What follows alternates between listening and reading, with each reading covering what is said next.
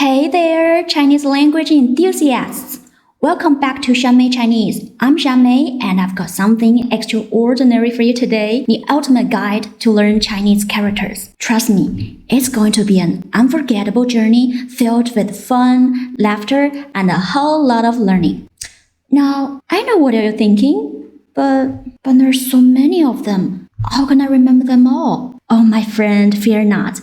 I have some ingenious tricks up to my sleeves to make it easier than ever. So put on your learning hats and get ready to dive headfirst into this captivating expedition. Let's kick things off with the character 人, which means person. Take a close look and you'll notice that it actually resembles a tiny stick figure depicting a person. Isn't that amazing? It's like the character is shouting, "Hey, I'm a person." Now, let's meet 大, which means big or great. Imagine this, a person opening their arms wide, showcasing the power and magnificence. It's as if they were saying, "I am big and I'm not afraid to show it." So, whenever you come across 大, think of power, greatness, and all things grand.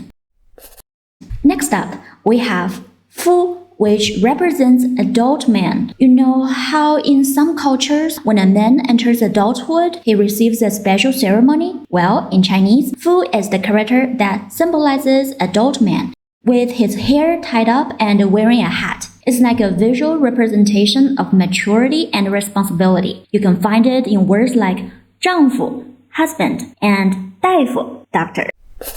Now, let's look up to the sky and explore the character 天, which means sky. We humans might consider ourselves the most valuable creatures, but we live under the vastness of the sky.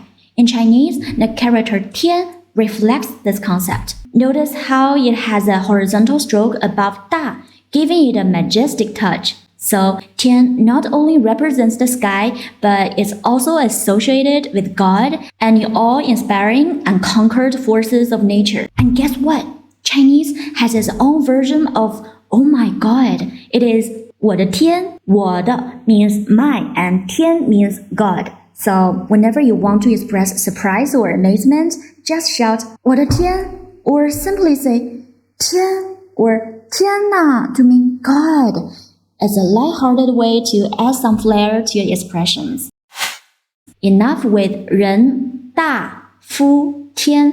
Have you noticed that these characters are actually drawn to resemble the objects or ideas they represent? Wow! They belong to the fascinating category called pictograms, 象形字, which is one of the 4 methods Asian Chinese use to create characters.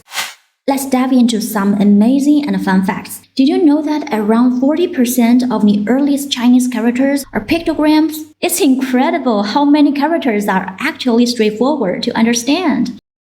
Now, let's explore the second method called ideograms, 指示字. These characters mainly use simple symbols or lines to represent abstract ideas or concepts. Remember, 大 means big or great, but what if you want to express extreme bigness, like the biggest of them all? Drawing an infinitely long line or an infinitely big character is impossible, right? So the Asian Chinese came up with a clever solution. They placed a dot under 大 to indicate ultimate bigness, suggesting concepts of extremity, the most, or the ultimate. For example, take the word 太极. Both 太 and 极 mean extreme. 太极 represents a complex concept, like the initial state of the universe where everything was interconnected. It's mind-boggling, right? There's so much more to learn about 太极, but that's a story for another time. Let's dive into more ideograms. The character 上, meaning up or above, was represented by a vertical line indicating the direction. And you can easily guess that this character 下 means down or under. Now, let's take a look at 中. It contains the character 口, which means mouth, at a vertical stroke in the middle. And voila, it stands for middle. Can you think of other meanings it could represent? Absolutely. It can also mean central, balance, and harmony. In fact, we use the word 中 to name our country, 中国, Literally, it means the central kingdom. Well, hey, back then, Asian Chinese believed they were in the center of the world. Who can blame them? After all, there was a time when people thought the sun revolves around the earth. It's fascinating how perspectives evolve.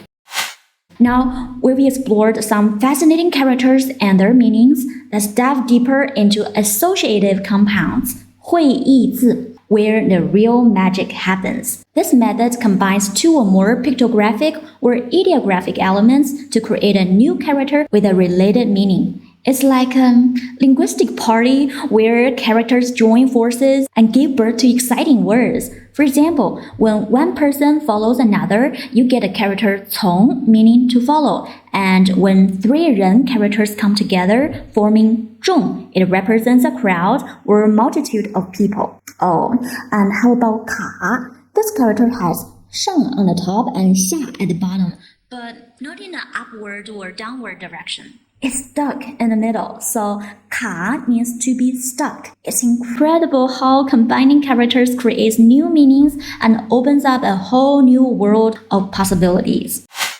Ready for one more method of character creation? Phonetic, semantic characters. 形声字. This method combines a phonetic component with a meaning component or semantic component. The phonetic component provides the pronunciation, while the semantic component offers a clue about the meaning. Let me show you with an example.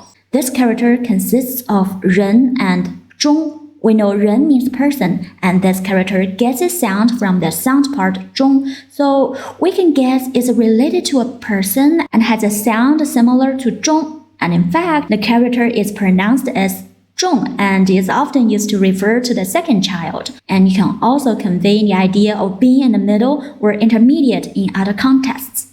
But wait, the meaning is also related to the sound part 中, so 中 combines the third method of character creation, associative compounds, with the fourth method, phonetic semantic characters. As you can see, these methods can be mixed to create even more diverse characters. That wraps up our fun and informative journey through the world of Chinese characters. We've covered pictograms, ideograms, associative compounds, and phonetic semantic characters. If you enjoyed this video, don't forget to give it a thumbs up, subscribe to Shanmei Chinese for more engaging content, and share it with your fellow Chinese language enthusiasts. I'll see you in the next video. 再见